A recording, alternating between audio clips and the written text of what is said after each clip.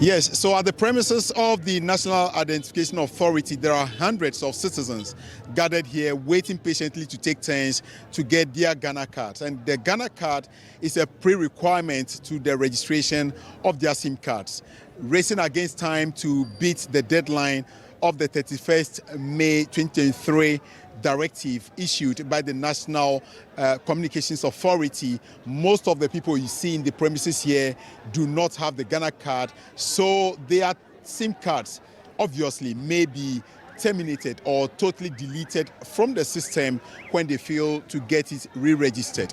Let's speak to some of the desperate applicants. What really caused the delay for you to get your Ghana card? You know, when the whole process started, people were, going down helter-skelter here and there. So I didn't want to, get involved in those stress.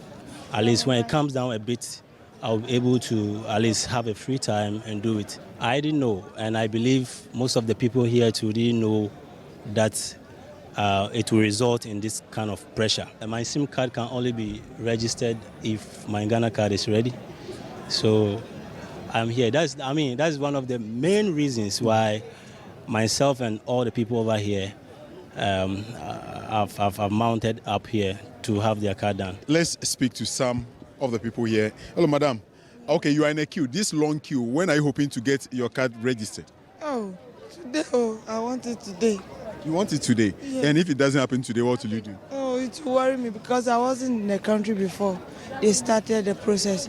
So I just came on and I have to do it. This whole queue you see leads all the way to one of the registration points. These people are equally believing to get their Ghana cards by end of day. Have you misplaced it or you are now doing a new registration? I'm doing a new one. Why delay till this time? No, by then I went there to do it, but then the queue is too huge.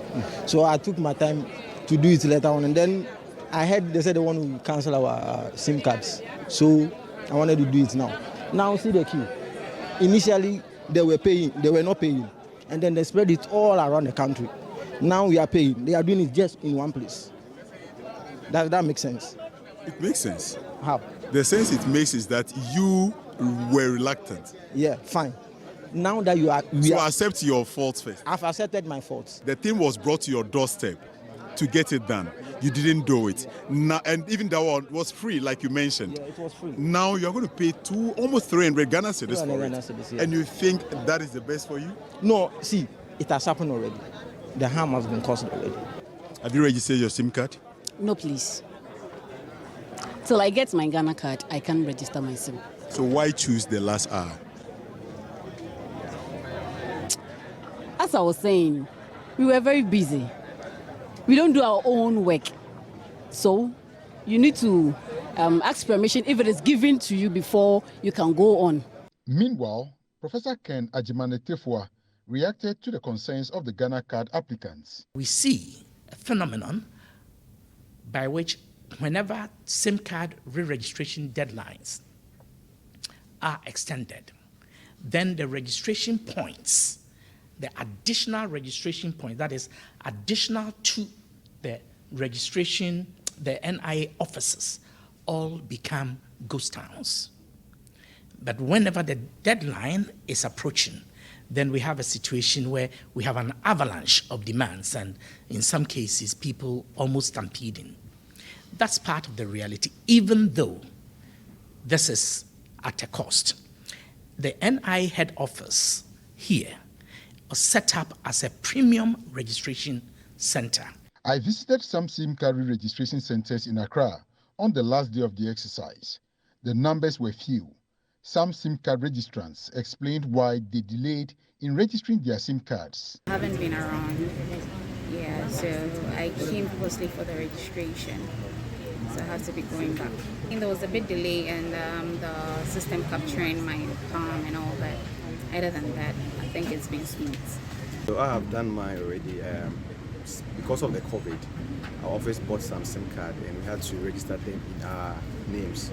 And they've started calling me to do the activation for them. If not, they can't work. That's the reason why I'm here today.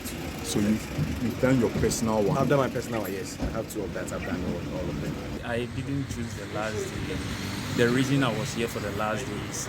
3 years ago, when I did my Ghana card, it was nowhere to be found. I've been chasing there every month. I've been going there. So finally, I have no choice to go and lie to the police that my Ghana card is missing, because a friend told me he did the same before he got his own. So I went to the police station to tell them my Ghana card is missing, and they give me Police extract. Police extract, and they give me police extract. So I came to the office and I thought it was free. I paid 110 cedis again before they did it for me.